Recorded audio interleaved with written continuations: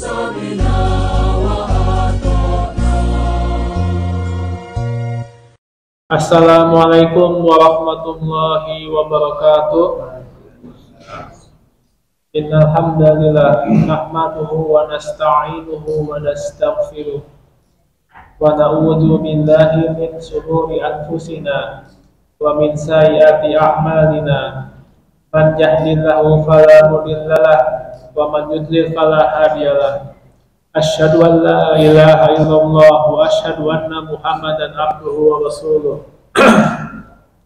Ya ayyuhalladzina amanu taqullaha haqqa tuqatih wa la tamutunna illa wa antum muslimun.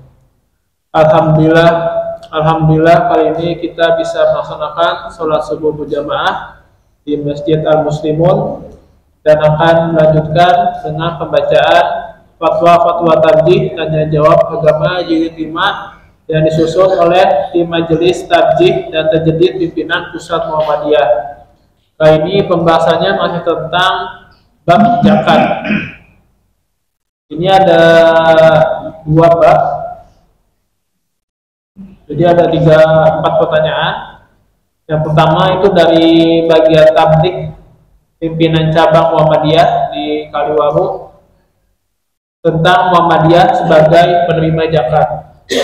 Pertanyaannya adalah, dapatkah organisasi Muhammadiyah menerima zakat mal untuk kepentingan organisasi tanpa harus membagikan kepada 8 asnaf?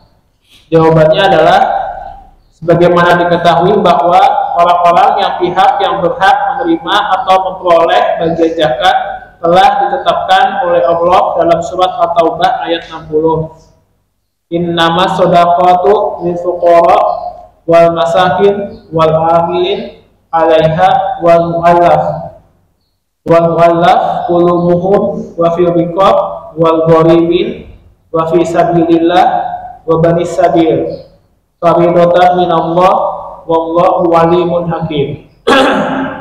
Sesungguhnya zakat itu hanyalah untuk orang-orang fakir, orang-orang miskin, pengurus zakat, para mu'alaf yang dibujuk hatinya untuk memerdekakan budak, orang-orang yang berhutang untuk jalan Allah, dan orang-orang yang sedang dalam perjalanan, sebagai suatu ketetapan yang diwajibkan Allah, dan Allah Maha mengetahui lagi Maha bijaksana.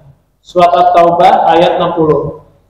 Lafaz sabilillah merupakan tarkib atau susunan idafi, yakni tersusun dari lafaz sabili sebagai mudhaf yang diidafkan dengan lafaz jalalah Allah sebagai mudhaf ilaih.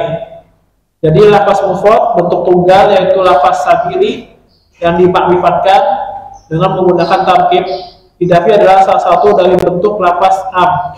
Artinya lafaz yang menunjukkan kepada arti yang umum. Lafaz am sepanjang tidak ada dalil yang mentaksis, tidak ada yang memberikan arti khusus, harus diamalkan secara umum.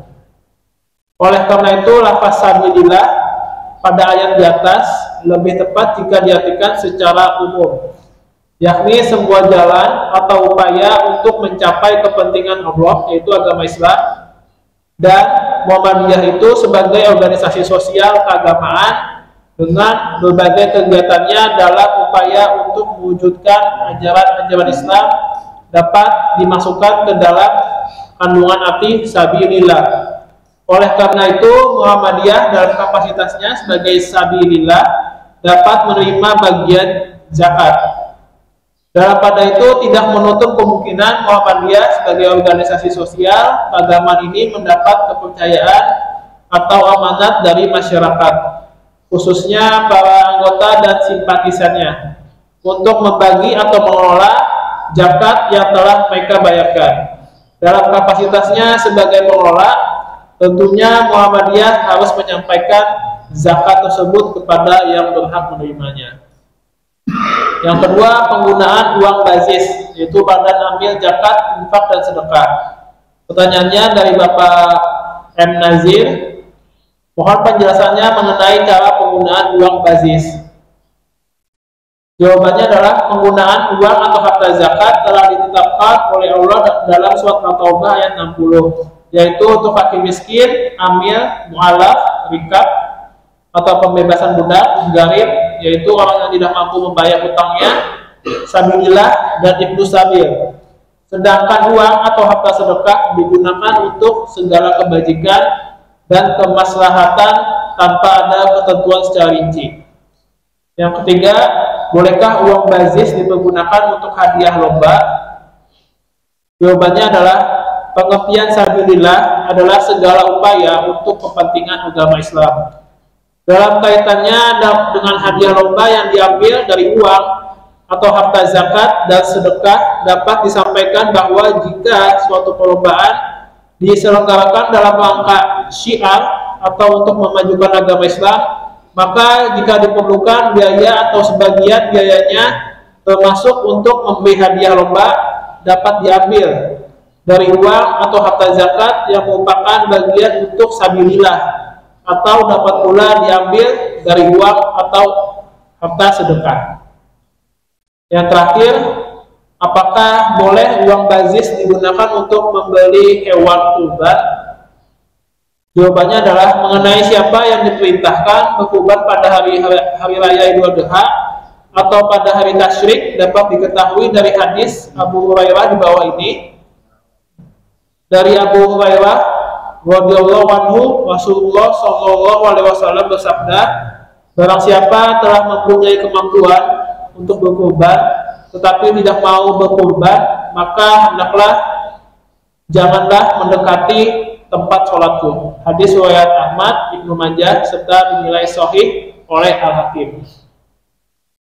Hadis di atas menunjukkan bahwa ibadah kurban diperintahkan kepada orang yang telah memiliki kemampuan untuk melakukannya. Dengan kata lain, jika binatang kurban itu dibeli, maka yang membayar adalah orang yang berkurban dari uang miliknya sendiri, bukan diambil dari uang atau harta zakat atau dari uang atau harta sedekah yang dikelola oleh amil. Agama tidak membebani seseorang kecuali sebatas kemampuannya. Oleh karena itu, apabila belum mampu berkurban, maka tidak perlu memaksakan diri berkurban. Allah menegaskan mengenai pentaklifan, yaitu pembebanan menjalankan agama dalam firman-Nya surat Al-Baqarah ayat 286, la yukallifullahu nafsan illa wus'aha. Allah tidak membebani seseorang kecuali sesuai dengan kemampuannya. Dengan demikian, uang atau harta zakat dan uang harta sedekah itu tidak bisa dipakai untuk membeli hewan kurban. Demikian untuk pembacaan fatwa-fatwa tarjih tanya jawab program Majelis Yatimah yang disusun oleh tim Majelis Tarjih dan Tajwid Pimpinan Pusat Muhammadiyah. Semoga bermanfaat untuk bagi kita semua. Kita tutup dengan doa kafaratul majelis. Subhanakallah wa bihamdik, asyhadu an la ilaha illa anta wa astaghfiruka wa atubu ilaik. Assalamualaikum warahmatullahi wabarakatuh.